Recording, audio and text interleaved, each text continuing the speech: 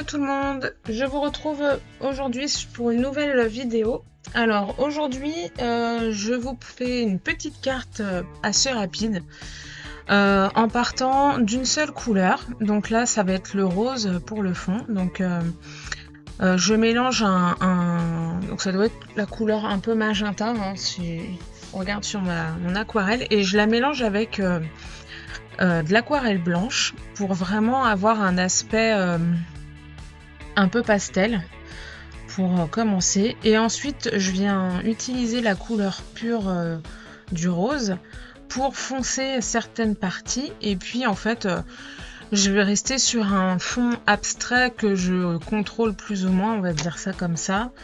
Voilà, ça fait une tache. J'ajoute un petit peu de contraste en rajoutant la couleur pure et je laisse fuser les couleurs ensemble. Et puis voilà, je vais partir sur ça pour mon fond. Là, vous voyez, je repasse avec un pinceau d'eau tout autour de la tache parce que je veux vraiment qu'il n'y ait pas de délimitation. Je veux vraiment qu'il y ait un fondu au niveau de la tache vers le blanc sur les contours. Donc voilà, je fais ça et ensuite je remets un petit peu de couleur pure au milieu des taches un peu plus foncées que j'avais fait pour ajouter du contraste, et je m'arrête là.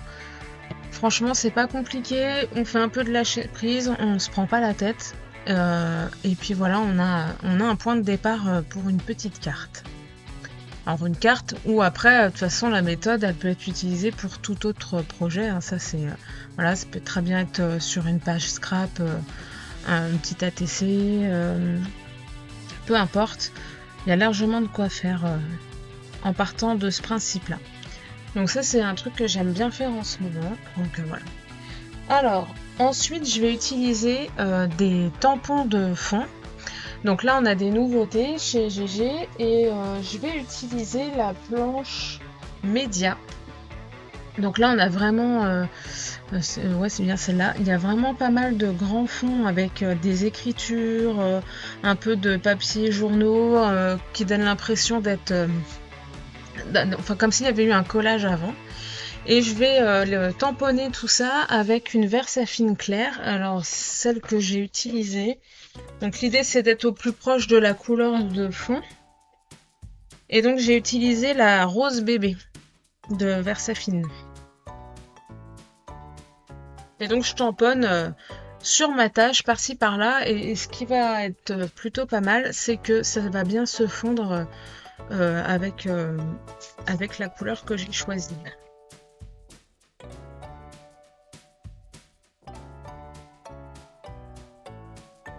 Je vais utiliser ensuite la planche de tampon Carpe Diem, où il y a pas mal de petits mots un peu type manuscrit. Pardon. Et puis je vais choisir le mot smile, que j'aime bien, voilà, qui va très bien pour de la carterie. Et ensuite, je vais utiliser la petite marguerite qu'on trouve sur la planche Irrésistible, qui est sortie aussi il n'y a pas très longtemps. Donc je la tamponne cette fleur au bout du mot pour que ça fasse un seul et même élément. Et puis je tamponne juste la fleur à part parce que je vais la découper tout de suite. Je veux avoir un petit peu de relief sur ma carte, et donc je vais le donner avec ma petite fleur. Donc je coupe bien tout autour. Alors moi, je sais que je laisse toujours un tout petit peu de blanc. J'arrive pas, enfin si, j'arrive quand même à découper vraiment au niveau du tamponnage, mais je sais que j'aime bien laisser un petit blanc tout autour de mes tamponnages. Et je vais pas faire de mise en couleur sur cette carte. C'est vraiment un petit projet rapide. Soit à faire quand on a envie de patouiller un petit peu, mais voilà, on n'a pas beaucoup de temps, ça peut être pas mal. Ou alors quand on a un anniversaire et un genre de petite carte express à faire, ça peut être pas mal. Voilà, donc pas besoin, enfin, il y a un peu de lâcher prise, on se prend pas la tête, ça se fait très bien. Et donc là, vous voyez, avec un petit... Là, c'est un petit truc pour faire des trous. Là, je fais en sorte que mes pétales aient un peu de volume.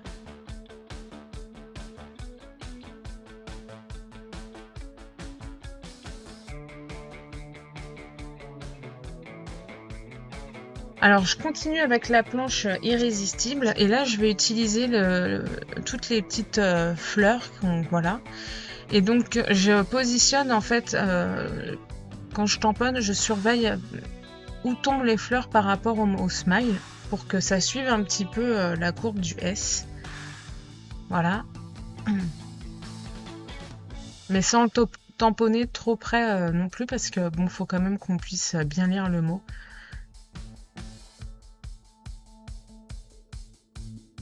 Voilà. Et puis je vais utiliser la planche, les taches qui sont sur la planche Peps. Alors ça c'est mon nouveau tampon préféré. C'est vrai que Klein et David nous ont proposé pas mal de planches de tampons de fond.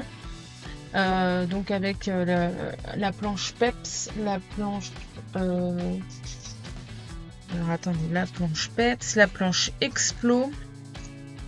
Donc la planche média que j'ai utilisée et il y a une autre nouvelle planche qui est la planche lettres et franchement ça c'est super pour celles qui aiment le art journal.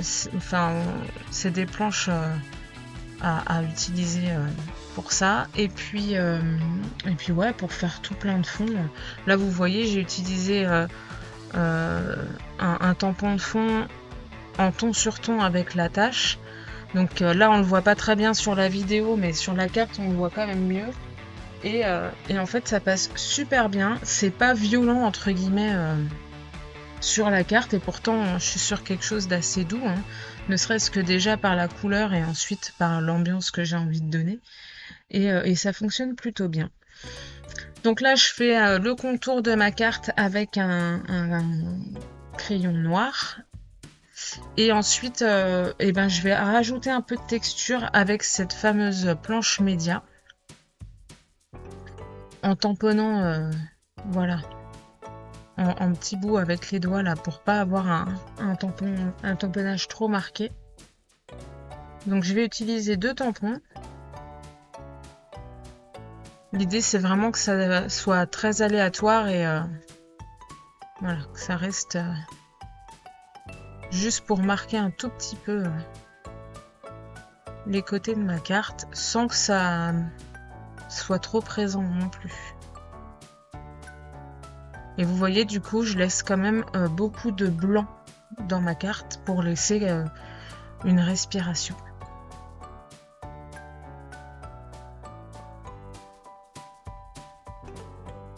Alors, je fais des tout petits gribouillis pour terminer sur mes petits traits noirs. Et voilà, une petite carte rapide à faire, sympa, et puis voilà, pour un anniversaire ou envoyer des bonnes ondes. Allez, je vous dis à bientôt, bye bye!